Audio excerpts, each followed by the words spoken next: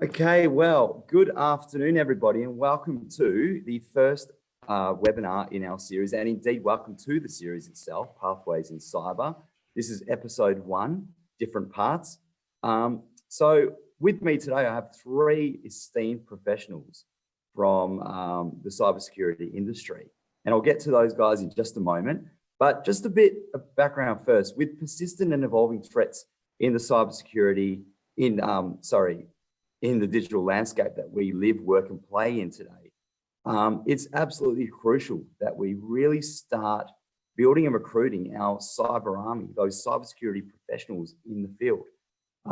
In terms of where we are right now in Australia, in terms of cybersecurity, we could be doing a whole lot better with engaging young people, making them aware about cybersecurity as a viable career path, but indeed letting them know what cybersecurity is to start with.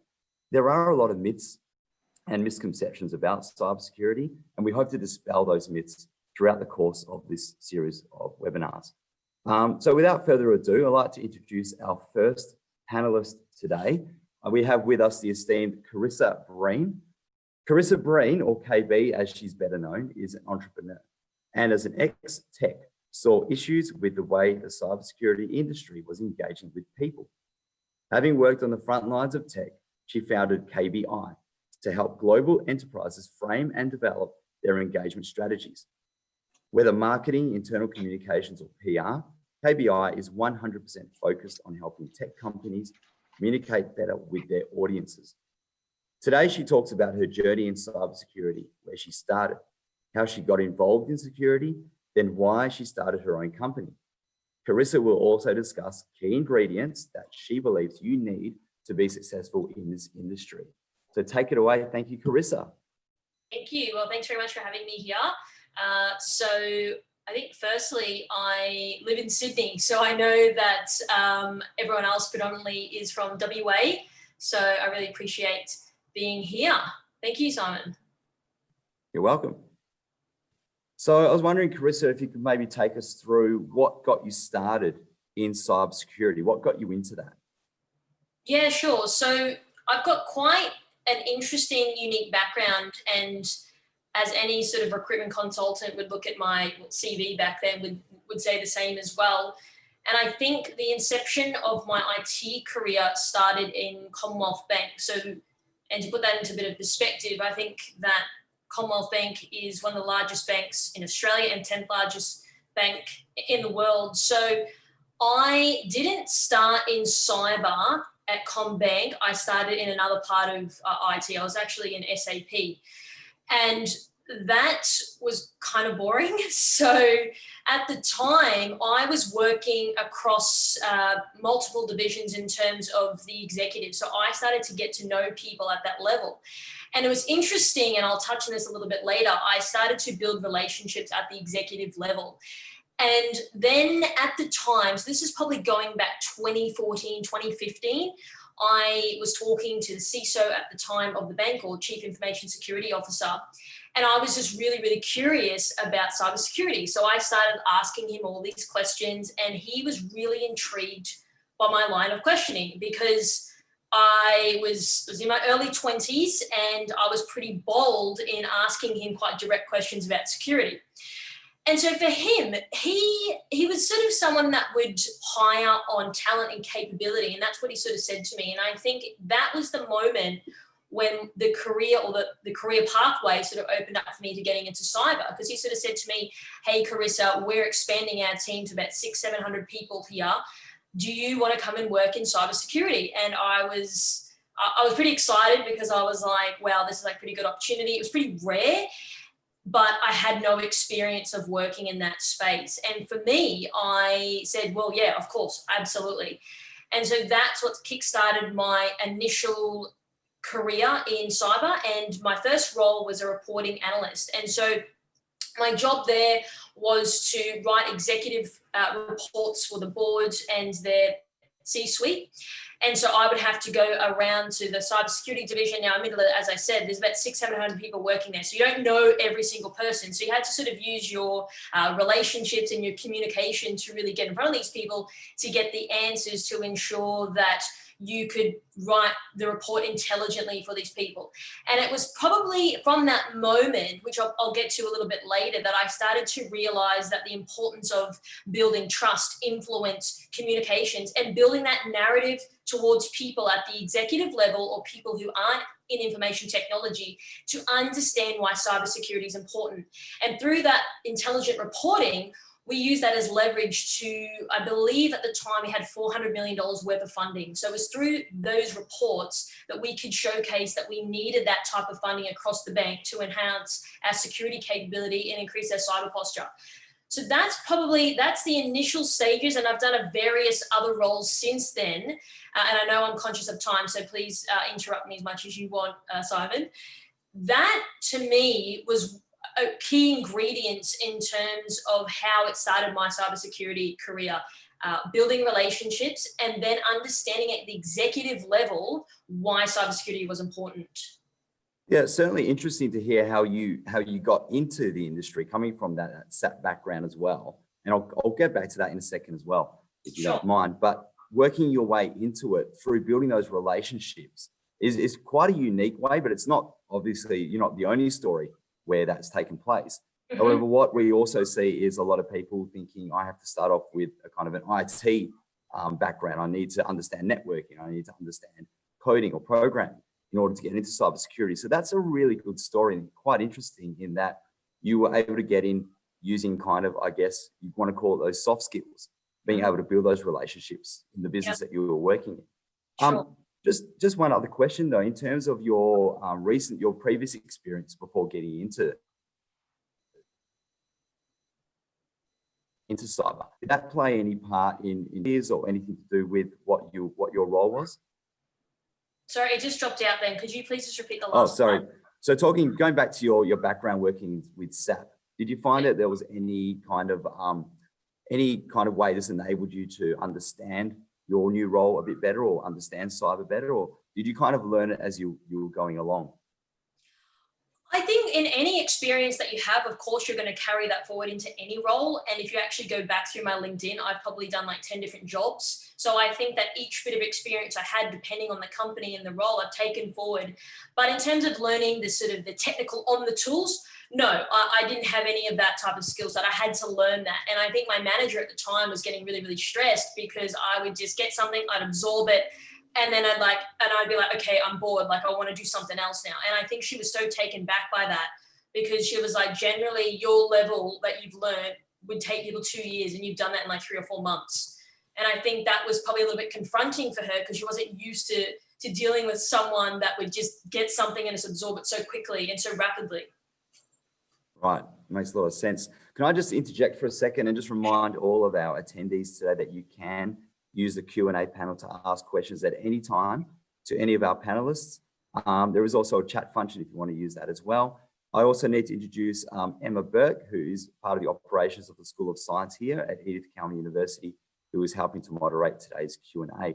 Just before I do move on to our next panelist, I'd like to introduce behind myself the Training Security Operations Centre at Edith Cowan University Joondalup campus.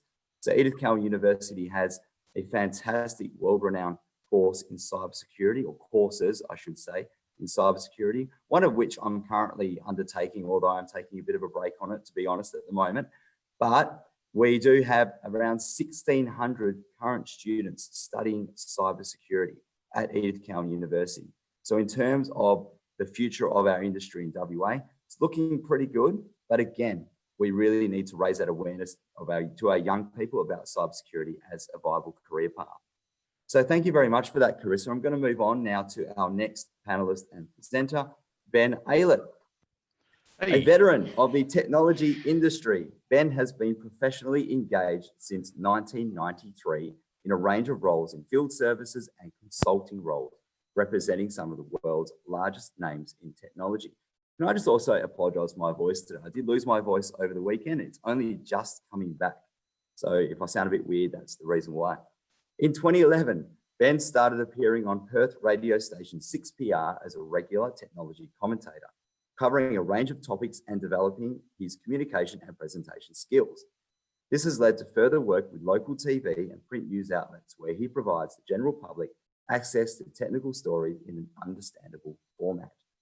In 2018, Ben was professionally engaged full-time as Chief Information Security Officer for a Perth-based IoT developer or manufacturer and delivered compliance for multi-million-dollar overseas opportunities.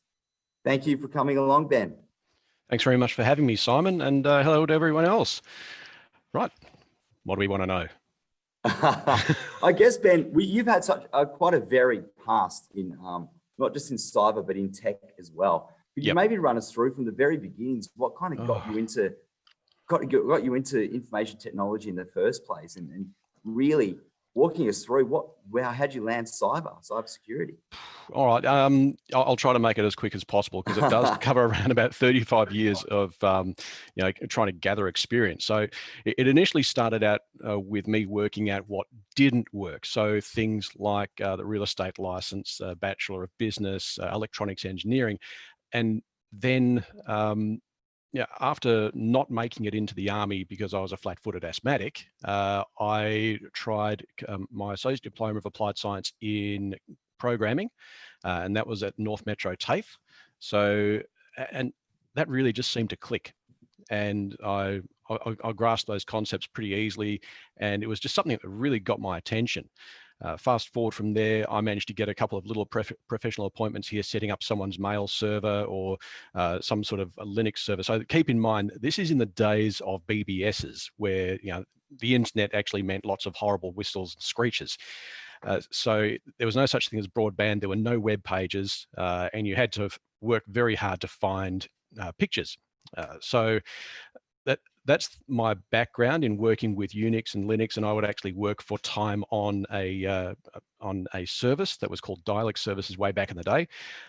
Then fast forward, I found myself working in a telemarketing center, so I was taking calls and taking orders, and then I worked out that the phone system was able to give me a readout on phone traffic, and naturally that intrigued me, so I started building this large database of traffic analysis, and the managers noticed that this could be used to help them determine their staffing levels.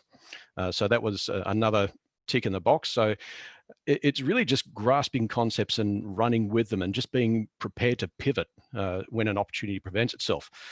Then I moved to Karratha with my wife, and after working at a business called Q Technology as a field engineer, I gained experience as an automatic teller machine technician, and then working on all sorts of weird and wonderful gear you find out in the bush when you're pretty much the only computer guy in a radius of about 250 kilometers.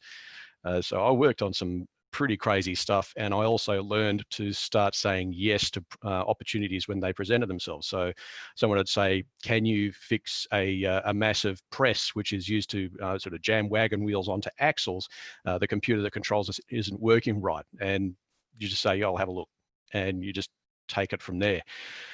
Then moved back down to Perth, and I was a project manager for about 9 months on a contract. And that was with one of the major iron ore companies trying to find a way to automate their entire supply chain, from digging the dirt out of the ground to selling it to Japan or China. And after that, I went back into servicing clients. So I was running around fixing computers. And then, as you picked up in the bio, it's around about 2011 when I had someone call me and ask me if I was interested in going on the radio. Now, 2 weeks before this, I'd just seen Jim Carrey, the Yes Man, where he would say yes to everything, and stuff started to happen. And around this time, things were getting kind of stale for me. So I said to myself, the next time the phone rings, doesn't matter what it is, you've got to say yes to it. And so before this, I would break out into a sweat of speaking to a room of more than 6 people. I was not a public speaker by any stretch of the imagination. And I had Chris Ilsley from 6PR on the phone saying, will you come on the air to talk about technology with me? And I had to say yes. So I was absolutely terrified on show number 1. But the rush afterwards was just amazing. So I went back over and over and over again. And here we are almost, well, it is 9 years later, coming up to 10 years very soon. And that's also had me engaged in lots of other media outlets. So communication skills, I think, is one of the very important things, especially in the early days of cybersecurity, is trying to get the importance of the message out and understandable to the general public, because we're really trying to break ground here in an area that's traditionally been left to the technology people, because cybersecurity is a technology problem, which it's not. It is actually a people problem, and we really need to address that with good communication, good culture, and just it's something we have to do. Very, very important. So I guess you're here thanks to Jim Carrey, right?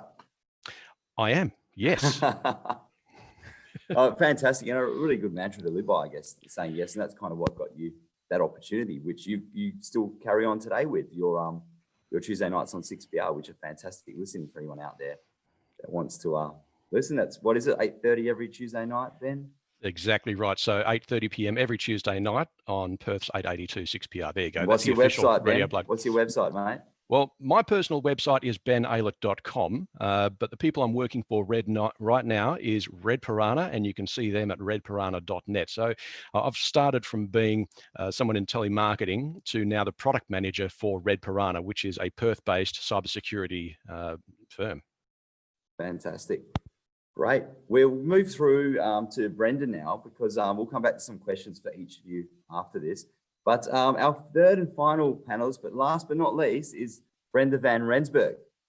Brenda is the head of data security for Terrain Global, an international keynote speaker.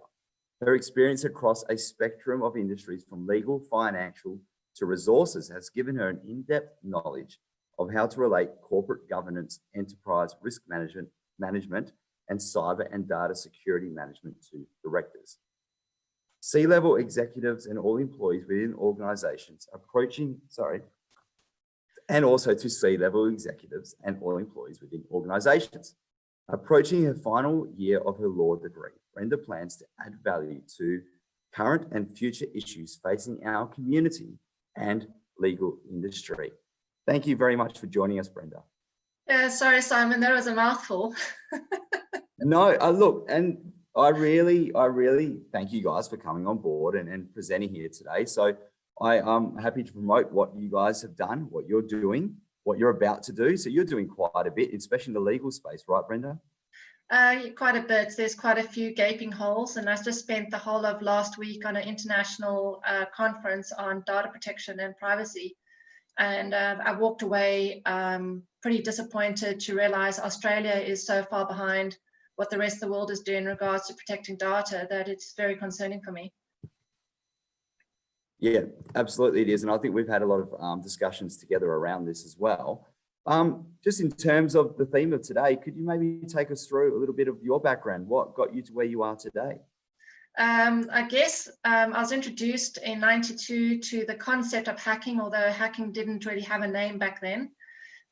We were, our university, all the students that were up for the game were given the challenge to hack into the Pentagon. And that was dependent on a whole bunch of other people as well from different countries. Of course, we did that.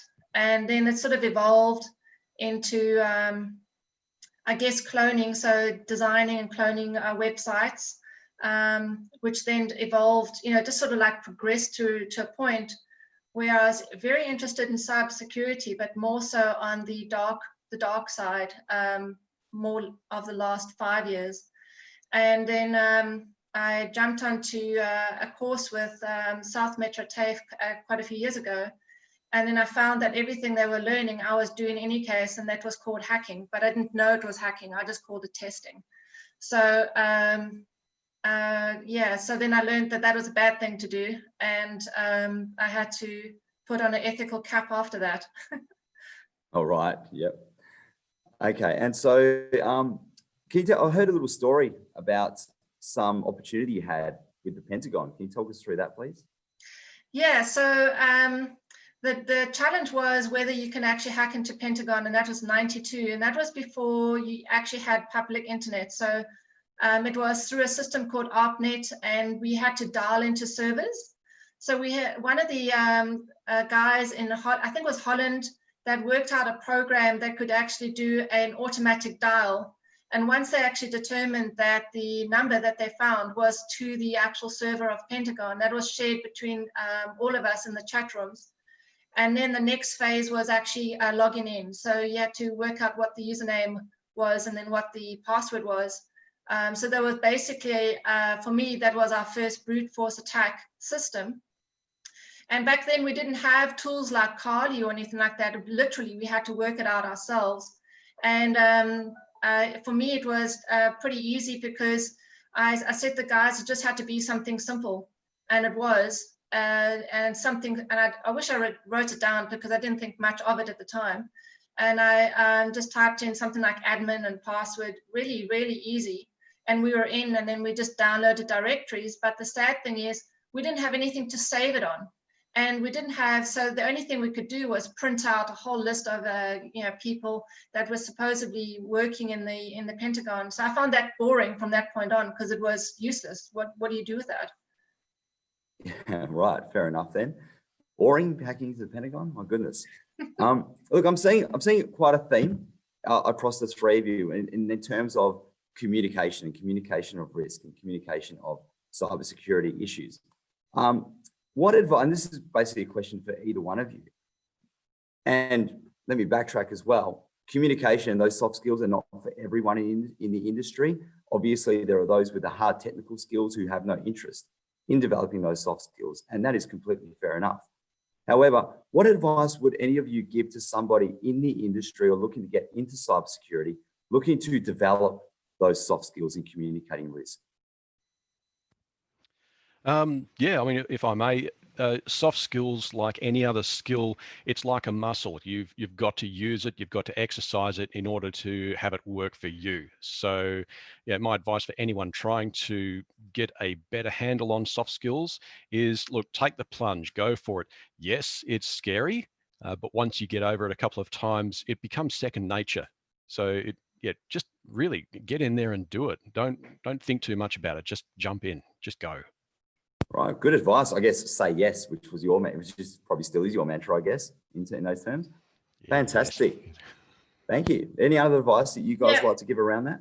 Yeah, so I would, when it comes to soft skills and you're talking communication, you got two versions of communication. One is written skills and the other one is verbal skills. So depending on how you want to tackle that, in writing skills, you'll find that IT people in general lack the ability to communicate through writing because they either use a lot of technical terms or they use abbreviations or acronyms of those technical terms, and they quite often forget that the person reading it doesn't understand their language or their lingo.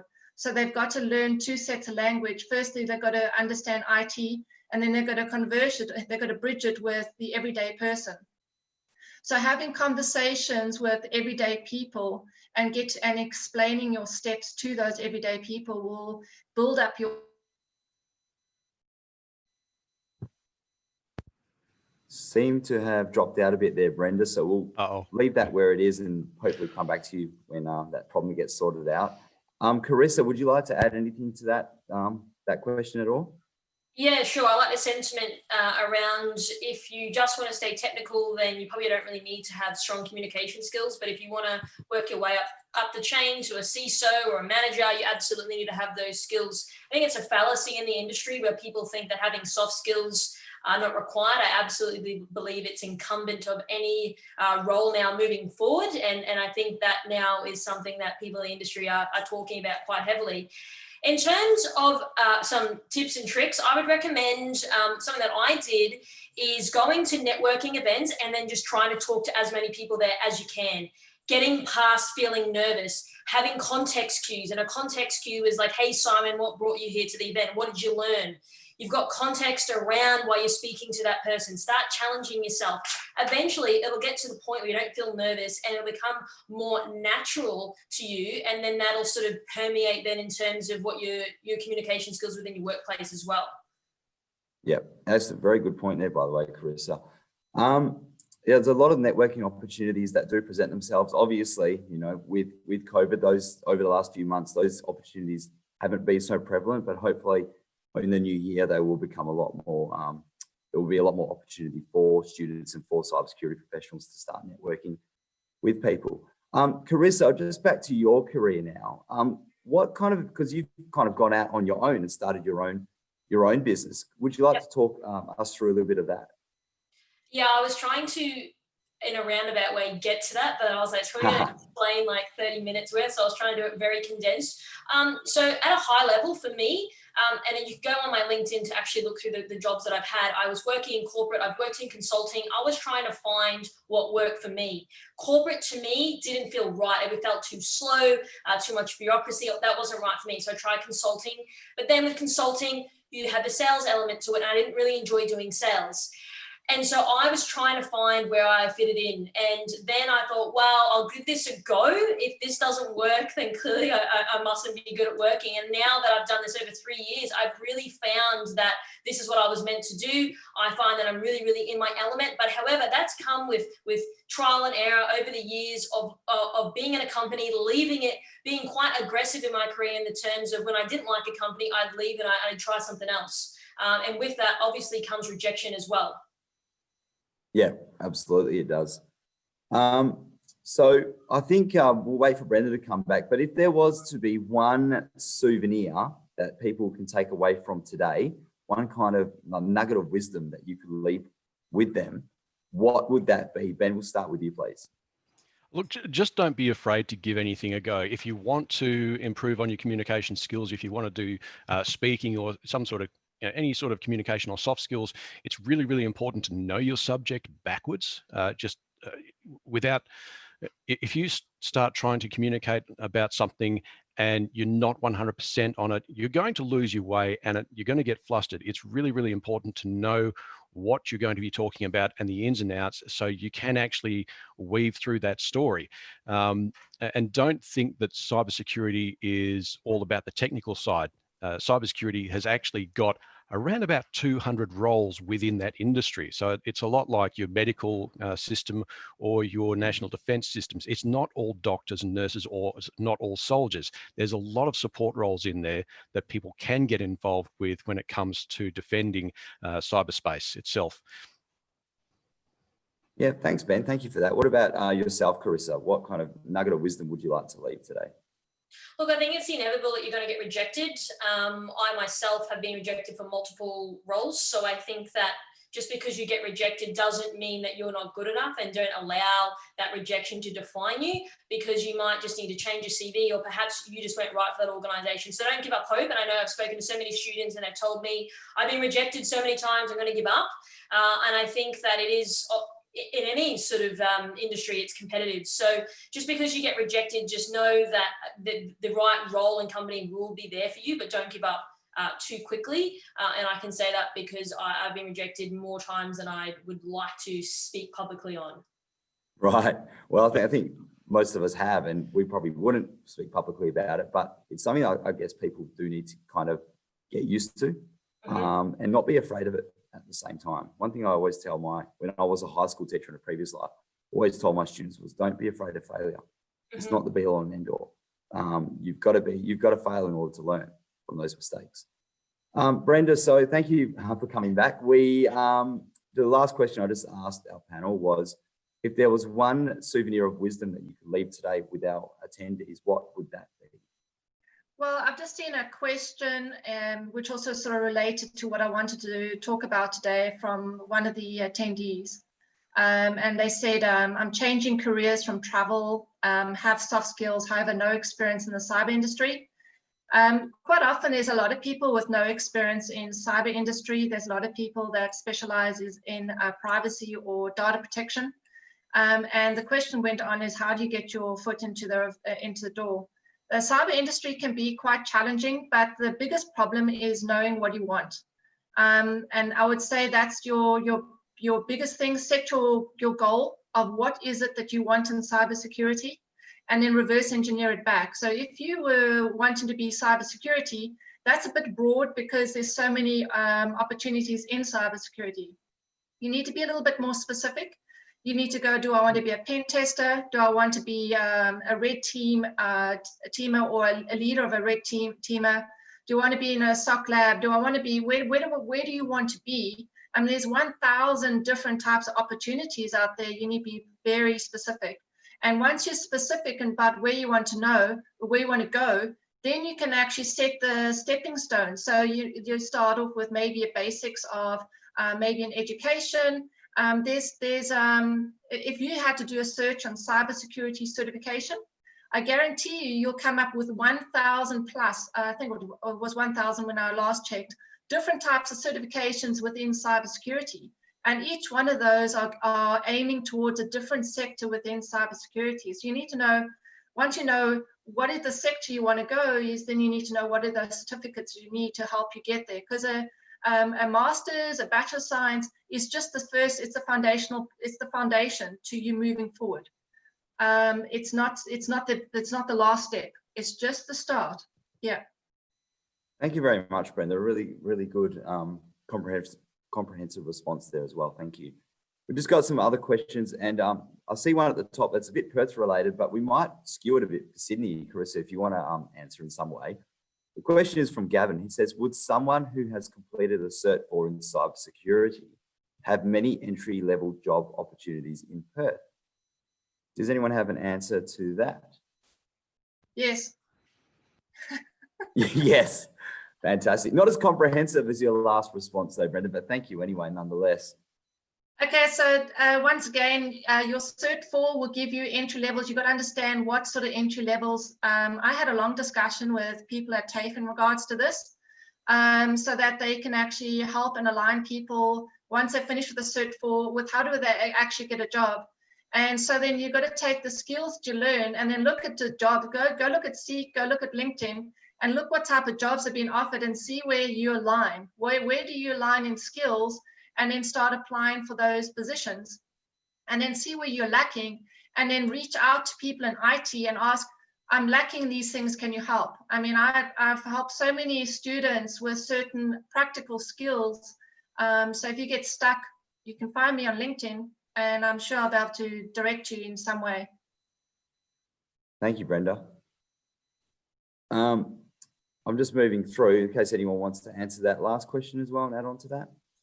Yeah, just quickly, I think that's going to depend which company that you're approaching. So the biggest challenge in the industry is you've got people that are doing all of these courses, but then they can't get a job because I think sometimes there's naivety that comes from the hiring manager, naivety that also comes from the recruitment consultant. So I think that is the biggest challenge, because you could be skilled with out of your eyeballs and you still can't get a job, right? So I think that this is something that I see. I think it's going to really depend on getting the right person that you're going to get for the interview. And what I mean by that is emotional intelligence, because it doesn't matter if you have 10 certifications, you could still be better than people that have 10 certs. And I've seen it firsthand.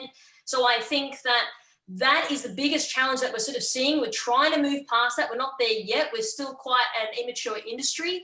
But I think that so many people come back to me and say, I have 50 certifications and I can't seem to get a job because these job ads are for people with 15 years of experience. And I don't know where we're going to find these people.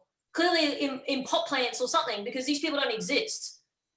So that's something that I see, and I can't give a definitive answer on that, but I think that, again, it's going to depend on that organization. Are they forward thinking? A lot of them still are not. So I think you need to be quite specific in how your job search is going towards those organizations. Absolutely. That's a great answer. And there are a lot of organizations still looking for those unicorns, and they're not out there. They don't exist. And just on recruitment and entry-level positions, tomorrow's episode 2 of Pathways in Cyber focuses on recruitment. So a little segue there. Thanks for that question, by the way, Gavin. Moving on now, we've got another question here. It's kind of along those lines as well. How do career changers get into roles with no or little experience when all the available roles want years of experience and certifications, even for an entry-level junior or graduate? Well, I think we kind of just touched on that. This shouldn't be happening. I'm going to answer that real quick, because I actually invited some recruiters that should have been in this panel, so you'll have some of them listening in. Right. There's a big problem, and Karissa, you're spot on in regards to the gap.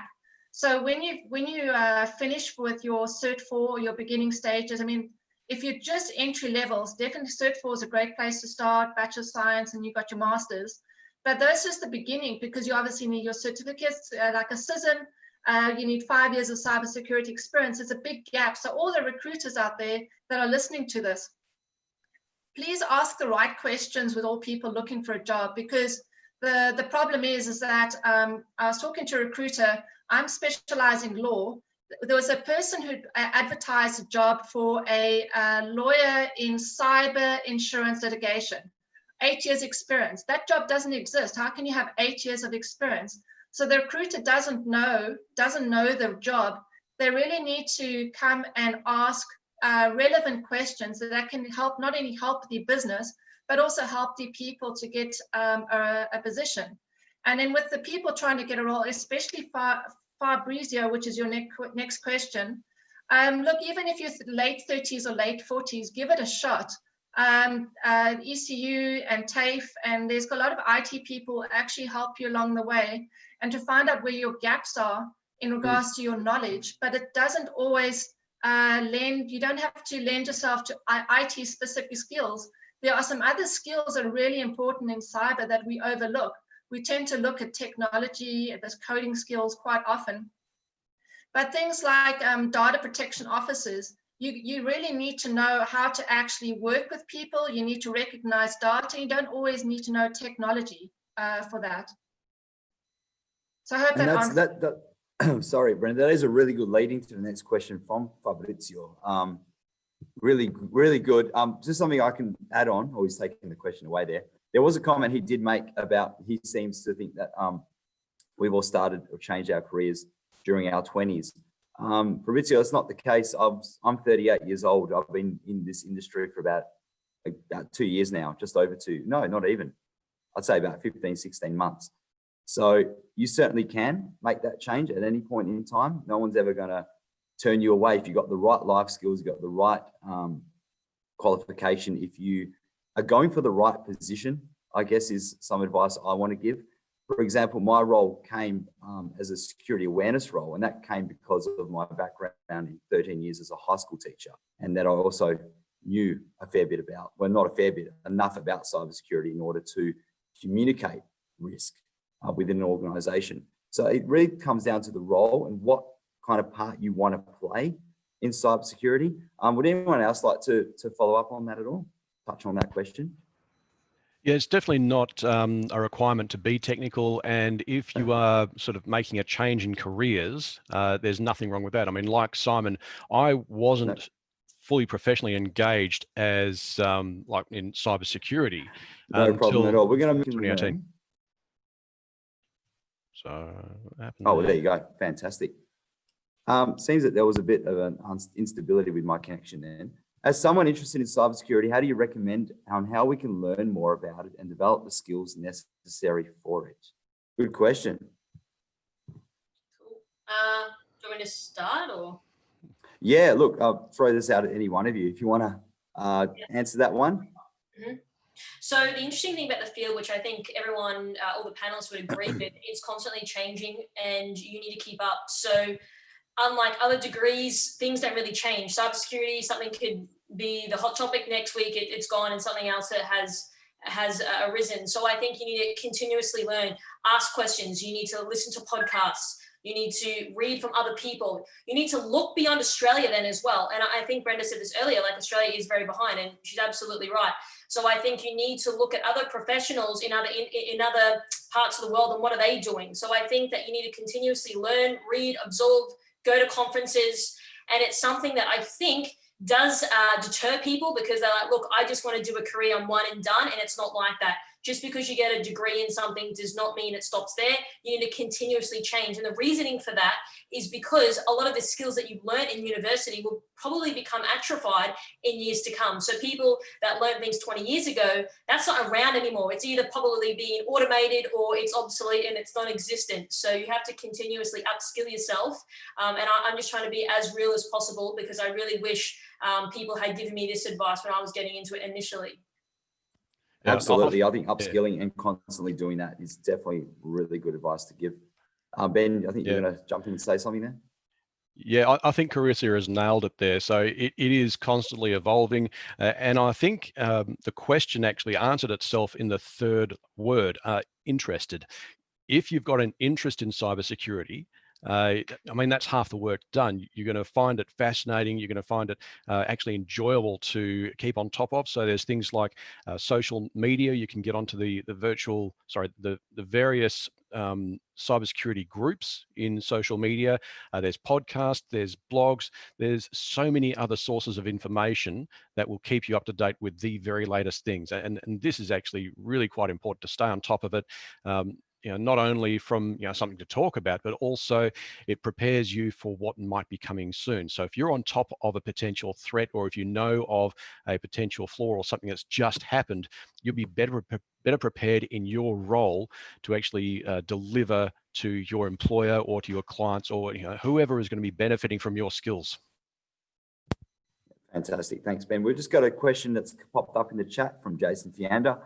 I recently read an article that suggested that only 20% of cyber roles are advertised. Is there a way of finding those 80% of jobs that aren't advertised outside of the usual pathways like Seek, Indeed, etc.? That's a really interesting one. I'll be curious, Jason, to see where you read that. I wouldn't be surprised either, though. Do you guys have any answer for Jason in that question? Yeah, I would say that he's pretty spot on, because when it comes to statistics, I'm pretty onto it. And so from LinkedIn alone, when I did a quick search on how many cyber jobs there were, in Perth, there are currently 48 cybersecurity jobs. And of those, 5 are defense, so that brings it down to 43.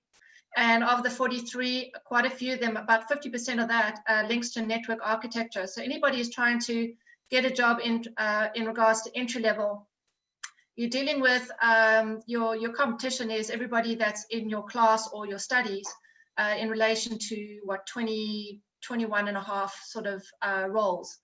So the problem is that there's also other companies that know that they need help, but they don't actually advertise. So if you really want roles, you really need to network a lot more. So go out, and every network event that you can go, and you need to be there.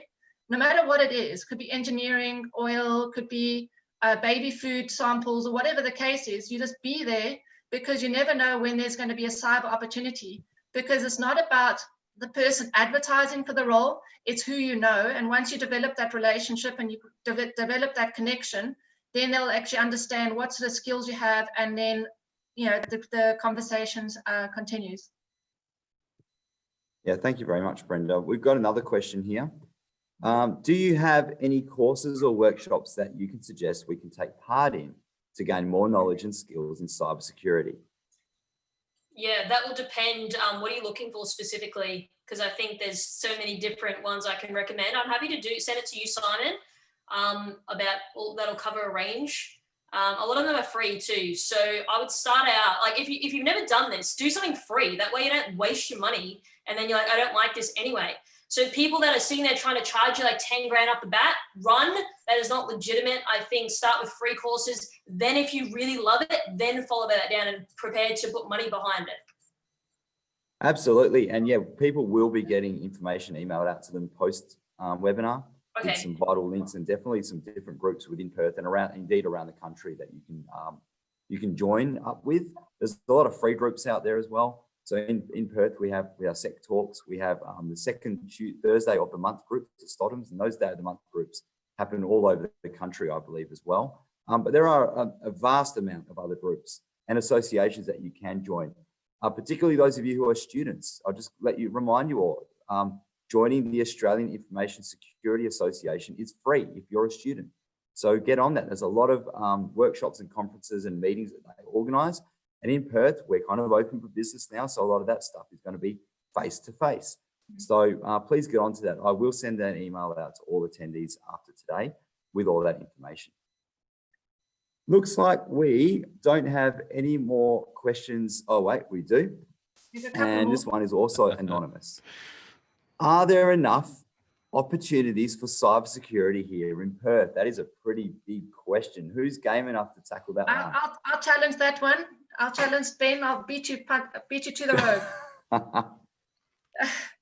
Okay, so I understand that if you look at the world as a whole, if you go and look at the States, for example, who's ahead of us, there is a multitude of different cybersecurity opportunities. At the moment, Perth has got like a whiplash effect. So you've got, like I've mentioned, you've had 48 roles. You've got, let's say, half of those are going to be more cybersecurity entry-level jobs.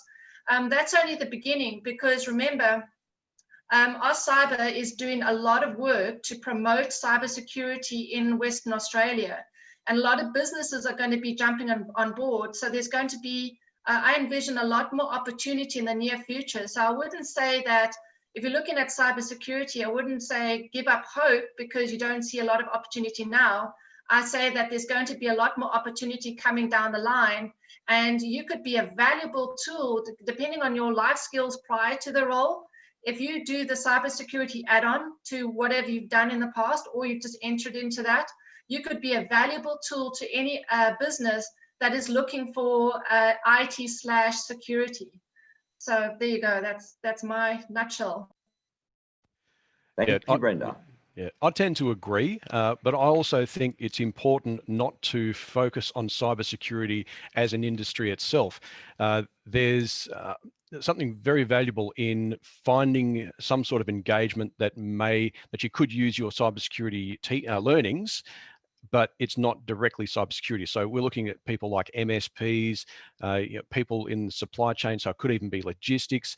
It's just applying that knowledge that you would have picked up, or that interest that you've gathered, and putting it into an area that is not your traditional cybersecurity field, because cybersecurity is not just for the people who are in cybersecurity. It is indeed for everyone. So, your SMEs, they need some sort of coverage in cybersecurity. So if you are really interested in doing something with cybersecurity, don't get hung up on working for a cybersecurity company, because there's only so many, and there's only so many engagements in those pure companies to go around. You've actually got to look a little further than that. So be prepared to be flexible, and be prepared to pivot and say yes whenever the opportunity arises. Yeah, well done. Thank you for that, Ben. We've got another question here, and I think partly it could be answered in an email I'll send out to all attendees later. But the question is, what specific podcast, websites, user or resources do you look at to stay up to date and suggest to us? Does anyone have one they want to recommend here and now to everyone? I'm probably going to say my own, but ours is more specific at the executive audience. There's a lot of super technical ones out there. We don't cover that stuff. So I'll be honest, to get a good sort of synopsis, and we interview people across the globe, to get a good sort of handle on it, I'd recommend that. If you want to chase the technical stuff, I'll send a list of others that are out there. There are a lot.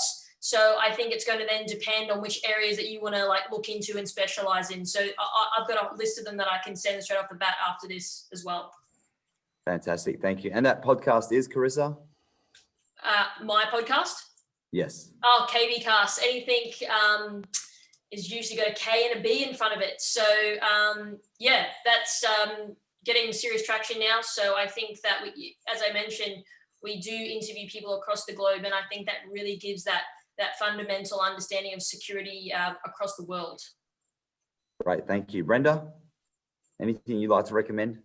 Yeah, so I put on my LinkedIn, I always share interesting places you can go or things you can do or be part of. Because I'm specializing in law, and that's the area that I go to, I generally sort of look for legal websites or legal podcasts.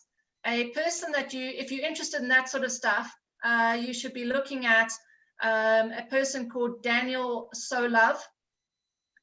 He's been dealing with privacy for the last 15 years, and he has his own websites with a whole lot of training tools. If you're a person that's in a governance role and looking to get a little understanding about the legislation or regulations behind it all, that's the first place you should be going to, because he has it all mapped out for you. Sorry, just unmute myself. There was a bit of noise in the background there. Thank you for that, Brenda. And what about yourself, Ben? Any recommendations? Oh boy, do I have recommendations. Okay, so first off, you can always tune in on Perth's 882 6PR from 8:30 to 9 p.m. every night to talk to me if you like, and Chris Ilsley, and you can call in with your questions. As far as podcasts go, I'm a big fan of Darknet Diaries, very entertaining, and it really gives you that story behind cybersecurity. There's also Oz Cyber Unlocked, you might know about. Yeah, so that's the Oz Cyber's own podcast. You've got Recorded Future, the Internet's Storm Center Daily Stormcast podcast.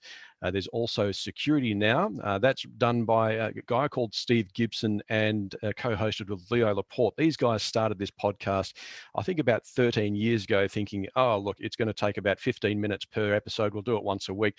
It'll probably be good for a couple of years. They're still going strong, and the episodes have now blown out to 90 minutes long. And you've also got the Cyberwire Daily, and an Aussie security podcast is Risky Business, otherwise known as risky.biz. For news, I usually go to the ACS Information Age website. There's also the Register, and of course the Red Piranha news page, which is redpiranha.net/news. Thank you very much, Ben. And yes, thank you for the plug for Oz Cyber Unlocked there. That is the Oz Cyber podcast, which was released about 2 months ago, and that's still going very strong, and some fantastic episodes on demand for you to listen to as well. We have a couple more questions, and I am very conscious of time, so we will probably leave it at that after these two. One question that's coming from Joan: how to navigate getting a role in cyber whilst still getting your education? That's a really good question. And if you don't mind, panelists, I wouldn't mind jumping in and just answering the first part of this. If you are a student at Edith Cowan University studying either the Masters of Cybersecurity or a Bachelor of Cybersecurity, you have the opportunity to join a team called Cyber Check Me. This team is specializes in consulting with small to medium-sized enterprises within the metropolitan area of WA to help them ensure their cyber capabilities. So basically, you're part of a team that communicates how to cyber secure your business. And these people are small business owners who probably don't have a lot of knowledge. So it's about taking that hard technical content and simplifying it for people. So it is basically cyber simplified. So this initiative, which is coming out of Edith Cowan University, out of the Security Research Institute, WA Oz Cyber Innovation Hub, of which I'm a part, is a partner in this. And we really are looking to grow this program as much as we can, in that not just so that it is securing our SMEs, but also it's giving students an opportunity to get the experience that the employers on the other side are asking for as well. So I'll leave it at that with Cyber Check Me, but if you are keen in checking it out and you are an ECU student, that is cybercheck.me. And that is also open to North Metropolitan and South Metropolitan TAFE WA students as well. Would anyone else like to jump on and answer this question? So I was just answering one of the questions just prior to that in regards to governance. Yep, sure. And there was, the question was whether there would be, if there's a real need for a holistic approach. And I see there is, because we have a big gap between IT and governance. So we have this communication gap. So the person who asked me that, or asked us that, the answer is yes, there is a gap. And yes, I think you should venture and look into that a little bit more. And also, Brenda, someone, Kunjal has asked if you can send the name of that website once again, please. Which one? Didn't specify, but what we can do is, Kunjal, we can certainly send you all of the information in terms of resources and names in an email to all attendees after this webinar has gone, is recorded. So I'm really conscious of time, so we're going to end those questions there, everybody. But look, I really like to thank all of the attendees for coming along today and participating. I think it's been an absolute wealth of knowledge. So thank you to our panelists. Thank you, Ben, Karissa, and Brenda, for coming along today. It's been fantastic having such esteemed people with the amount of experience you have as well, coming on and talking to people about your own journey in cybersecurity, but also answering questions about their own journey that they want to start or continue on with, I guess. So thank you very much, guys, for coming along today. Thank you to all the attendees. You can watch this on demand later on. There will be a post up on LinkedIn, and I'll also email all the attendees after today as well. Thank you very much for coming along, and have a great Australian Cyber Week, everybody. Thank you. Thank you. Thank you. See you later.